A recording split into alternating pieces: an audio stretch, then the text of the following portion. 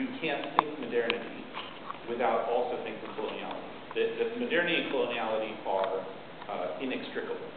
And similarly, that modernity and racism are inextricable.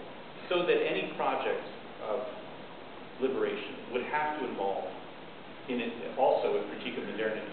And I completely agree also that Marx and Marxism have a very ambivalent relationship to this question of modernity. I mean, ambivalent that it's not all one-sided, but there's many examples in Marx's own work, and then even more examples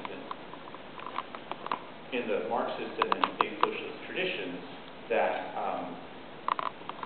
that are completely in a sort of let's say repetition of the development of modernity in all its forms, including its racist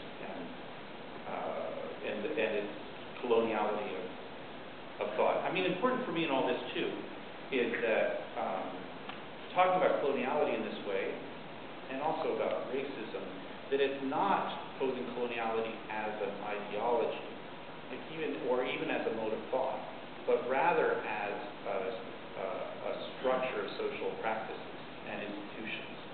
I mean, that's what, and that's what makes it, in a way, inextricable from modernity. I would say, so in our work, I mean, I think in our books, this would be, Juan Carlos was presenting it quite generously, and as a compliment, as a way of, and I think of it sort of the same way, that we, even in the course of writing these 3 books, have learned more about, partly from,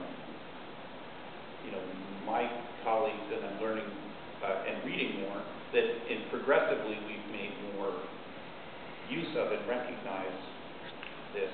Yeah, I would say the same thing about the Black radical tradition, that we, the earlier books would have been better if we had read other things earlier, but